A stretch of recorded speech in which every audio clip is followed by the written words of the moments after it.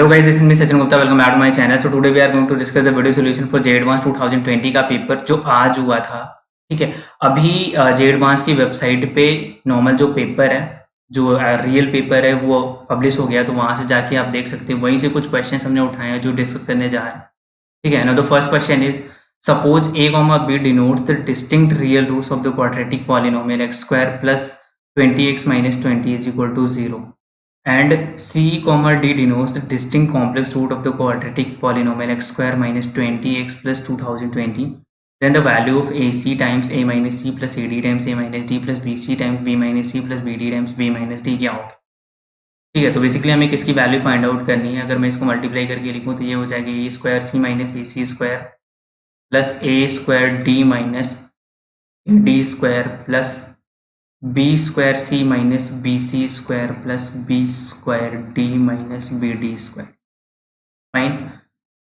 अच्छा, इसकी value find out करनी है. उससे पहले हम क्या कर लेंगे, हमें क्या गिवन है, हमें गिवन है कि इस वाली इक्वेशन का जो रूट है वो ए एंड बी है. तो sum of root A plus B कितना आ जाएगा. अगर मैं दूसरा कलर यूज करके लिखूँ ज़्यादा विजिबल होगा आपको. अच्छा, ए प्लस बी अगर मैं लिखूँ तो कितना आ जाएगा, माइनस का 20 आ जाएगा. ए इंटू बी आ जाएगा माइनस का 2020. और दूसरी वाली इक्वेशन का रूट सी डी है तो c plus d sum of root कितना आ जाएगा 20 आ जाएगा. प्रोडक्ट ऑफ रूट आ जाएगा 2020. ठीक है, तो बेसिकली इन सारी वैल्यूज़ को ज़रूरत पड़ने पे हम यूज़ कर लेंगे. अब यहाँ पे देखिए ए स्क्वायर को अगर मैं कॉमन लूँ तो सी प्लस डी बच रहा है. सी प्लस डी की वैल्यू ऑलरेडी वहाँ से देखिए 20 आ रही है साइड से. ठीक है, फिर बी स्क्वायर वाले टर्म सारे कॉमन ले लीजिए. तो बी स्क्वायर वाला बी स्क्वायर सी एक है, बी स्क्वायर डी, तो अगेन बी स्क्वायर कॉमन लेने पे सी प्लस डी आएगा 20. ठीक है, अब सी स्क्वायर वाले कॉमन लेंगे तो सी स्क्वायर में माइनस का ए है और सी स्क्वायर वाले में माइनस का बी है. तो प्लस का सी स्क्वायर में माइनस का ए माइनस का बी, तो माइनस ए माइनस बी कितना हो जाएगा, इसमें माइनस से मल्टीप्लाई करेंगे that is 20 again. D square वाले टर्म में कितना आ जाएगा, डी स्क्वायर कॉमन आने पे माइनस का ए और माइनस का बी, तो minus A minus be again फिर से 20 आ जाएगा. तो ये तो ऐसा कुछ बन गया कि 20 पूरा पूरा कॉमन आ गया. अंदर बन गया ए स्क्वायर प्लस बी स्क्वायर फिर सी स्क्वायर प्लस डी स्क्वायर. इसको हम क्या लिख सकते हैं, इसको हम लिख सकते हैं ए प्लस बी का होल स्क्वायर माइनस 2ab. ये बन जाएगा आपका ए स्क्वायर प्लस बी स्क्वायर. सी स्क्वायर प्लस डी स्क्वायर को क्या लिख सकते हैं, सी प्लस डी का whole square minus 2cd.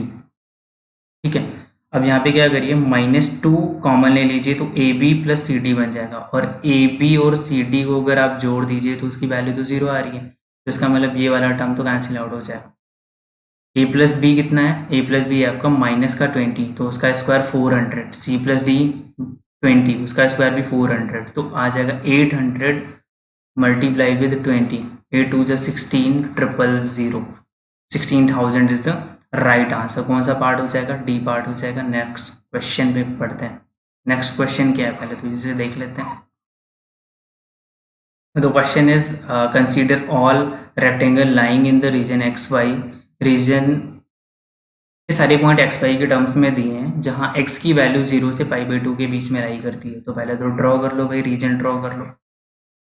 x की वैल्यू 0 से π/2 के बीच में ड्रॉ कर. यहाँ पे नहीं, थोड़ा सा इसको हम इस साइड बनाते हैं ताकि आपको क्लियरली विजिबल हो. x की वैल्यू 0 से π/2 तक है और y की वैल्यू 0 से 2 sin 2x है. तो 2 sin 2x का जो ग्राफ बनेगा वो कुछ ऐसा बनेगा, क्योंकि 2 sin x होता अगर तो x इज इक्वल टू पाई पे वैल्यू 0 हो रही थी. यहाँ पे 2x, इसका मतलब π/2 पे वैल्यू 0 हो जाएगी. बाकी sin x वाला पैटर्न फॉलो होगा, यहाँ पे वैल्यू 2 आएगी. ठीक है, अब आपसे बोला गया है कि consider all the rectangles lying in this region. इस रीजन में बहुत सारे रेक्टेंगल लाई करने चाहिए. रीजन कौन सा बना आपका, रीजन जो मैं अभी रेड से कलर कर रहा हूँ, ये पूरा रीजन बना आपका. ठीक है, ये बेसिकली एक्स एक्सिस ही मानिए. अब आपसे क्या बोला गया है कि इस रीजन में रेक्टेंगल्स लाई कर रहे हो और ऐसे रेक्टेंगल्स यहाँ पे लिखा है and having one side on the x axis. ऐसे रेक्टेंगल जिनका एक साइड एक्स एक्सिस पे हो. एक साइड एक्स एक्सिस पे होगा तो दूसरा कुछ ऐसा हो सकता है, या ऐसा हो सकता है, या ऐसा हो सकता है। ये वाला होगा तो ये रेक्टेंगल बन के तैयार हो जाएगा, अदरवाइज ये रेक्टेंगल बन के तैयार हो जाएगा, अदरवाइज ये रेक्टेंगल बन के तैयार हो जाएगा। तो बहुत सारे रेक्टेंगल्स पॉसिबल हैं। अब आपको क्या करना है, ऐसे रेक्टेंगल का एरिया निकालना है, the area of the rectangle which has maximum parameter among all such rectangles. तो ऐसे रेक्टेंगल का एरिया निकालना है जिसका पैरामीटर जो है वो मैक्सिमम है। तो बेसिकली हम एक जनरल रेक्टेंगल मान लेते हैं जो कि यहाँ पे थीटा एंगल पे। तो अगर ये थीटा है तो सिमेट्री से ये कितना आ जाएगा, पाई/2 माइनस थीटा, इसका एक्स कोऑर्डिनेट। और वाई कोऑर्डिनेट भी सिमेट्री से देखिए, हाइट तो दोनों केस में सेम होगी, तो हाइट कितना हो जाएगा, हाइट हो जाएगा 2 साइन 2 थीटा। फाइन, यहाँ पे भी हाइट हो जाएगी 2 साइन 2 थीटा। ठीक है, अब बेसिकली आपको पैरामीटर निकालना है। पैरामीटर निकालना है, इसका क्या मतलब है, ये वाली लेंथ को 2 बार ऐड करेंगे, ठीक है, दोनों पैरेलल जो साइड्स हैं। तो 2 टाइम्स क्या आ जाएगी, ये वाली लेंथ कितनी है, पाई/2 माइनस थीटा, तो पाई/2 माइनस 2 थीटा, प्लस 2 बार हाइट भी मल्टीप्लाई ऐड करनी है पैरामीटर के लिए। तो ये एक बार की हाइट है 2 साइन 2 थीटा, तो 2 बार की हाइट हो जाएगी 4 साइन 2 थीटा। अब बेसिकली पैरामीटर को मैक्सिमाइज करना है, मतलब इसका first order derivative with respect to theta 0 करना है। तो इसका डेरिवेटिव कैसे 0 हो जाएगा, यहाँ से आ जाएगी माइनस का 4 और यहाँ से आ जाएगी प्लस का 8 cos 2 theta is equal to 0। इसको सॉल्व करेंगे तो कॉस 2 थीटा की वैल्यू 1/2, कॉस 2 थीटा की वैल्यू 1/2 कब हो जाएगी, कॉस 60 डिग्री पे आ जाएगी। तो 2 थीटा की वैल्यू 60 डिग्री, मतलब थीटा की वैल्यू 30 डिग्री बोले तो पाई/6 रेडियन आ जाएगी थीटा। पाई/6 रेडियन ये हो जाएगी, तो पाई/2 माइनस पाई/6 कितनी हो जाएगी, अरे 90 में से 30 डिग्री गया 60 डिग्री बोले तो पाई/3। ठीक है, तो पाई/3 यहाँ से आ जाएगा और यहाँ से पाई/6, तो ये वाली लेंथ कितनी हो जाएगी। देखिए बेसिकली आपको एरिया कैलकुलेट करना है रेक्टेंगल का, तो लेंथ इंटू ब्रेथ, तो लेंथ कितनी हो जाएगी, यहाँ से पाई/3 बोले तो 60 डिग्री और यहाँ से 30, 60 माइनस 30 डिग्री, तो मतलब पाई/6 आ जाएगी, मल्टीप्लाई विद हाइट कितनी हो जाएगी 2 साइन 2 थीटा की जगह पे 30 डिग्री, मतलब यही एंगल उठा के रख देना है, तो ये एंगल रखेंगे तो पाई/6। साइन पाई/3 कितना होता है, √3/2, और यहाँ पे 2 ऑलरेडी है, कैंसिल हो जाएगा, √3 आ जाएगी, तो पाई√3/6 आंसर आ जाना चाहिए आपका।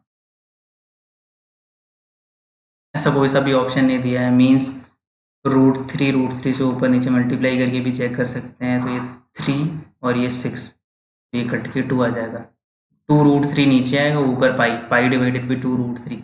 कौन सा ऑप्शन करेक्ट हो जाएगा, c part is the right answer. Next question, let e denotes, अभी लिमिट पे क्वेश्चन है, let e denotes the base of natural log. ठीक है भाई, ई की वैल्यू मतलब 2.71 वाली है, ठीक है, नेचुरल जो ई की वैल्यू होती है।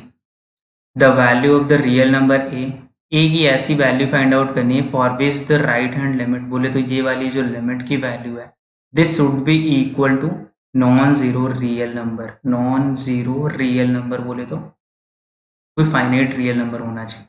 ठीक है, तो राइट हैंड लिमिट निकालनी है, तो इसको तो हम डायरेक्टली एक्सटेंडिंग टू 0 प्लस है, तो इसको डायरेक्टली लिमिट एक्सटेंडिंग टू 0 भी लिख सकते हैं। ठीक है, जहाँ पे x क्या है, एक छोटा स्मॉल पॉजिटिव नंबर है। ठीक है, तो एक्सटेंडिंग टू 0, अब यहाँ पे हमने एज्यूम कर लिया क्योंकि राइट हैंड लिमिट लेनी है, इसका मतलब एक्सटेंडिंग टू 0 दोनों साइड से नहीं है, राइट हैंड लेनी है, इसका मतलब x एक स्मॉल पॉजिटिव नंबर है, x को हम h भी लिख सकते थे लेकिन अभी x ही लिख रहे हैं। ठीक है, तो ये हो जाएगा, इस लिमिट में कन्वर्ट हो जाएगा।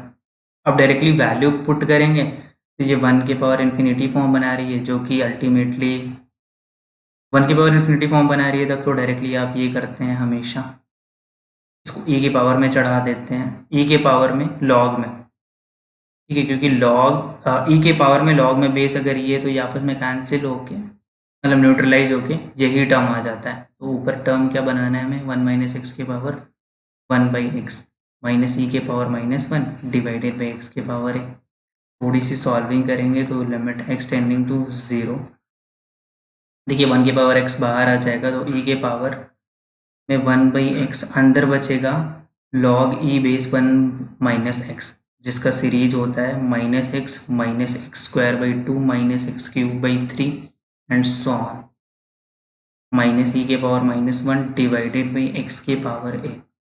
ठीक है, अब x से चलिए डिवाइड करके भी सीरीज को लिख लेते हैं। तो x से अगर डिवाइड करेंगे तो यहाँ पे x से डिवाइड अगर कर लेंगे इसको तो बेसिकली ये क्या आ जाएगा, देखिए आपके पास था क्या 1/x और अंदर था -x-x²/2 -x³/3 and so on. ठीक है, तो x से x कैंसिल हो जाएगा, बचेगा क्या -1 -x/2 -x²/3 and up to infinity जाएगा। ठीक है, अब डायरेक्टली सब्सटीट्यूशन करिए, लिमिट एक्सटेंडिंग टू 0 करेंगे तो e की पावर -1 और यहाँ से भी e की पावर -1, मतलब न्यूमरेटर 0 आ जाएगा, डिनोमिनेटर भी 0 आ जाएगा। 0/0 बन रही है, बिना कुछ सोचे क्या लगाते हैं, 0/0 में क्या लगाते हैं, लॉपिटल लगाते हैं ना, लॉपिटल लगाइए, फिर सोच क्यों रहे इतना। लॉपिटल लगाएंगे तो क्या हो जाएगा, बेसिकली इसको डिफ्रेंशिएट करना है तो e के पावर में कुछ लिखा है तो उसका डिफ्रेंशिएशन तो वही हो जाएगा, e के पावर में जो लिखा है वही, हमने तो इसने छेड़ना ही नहीं है।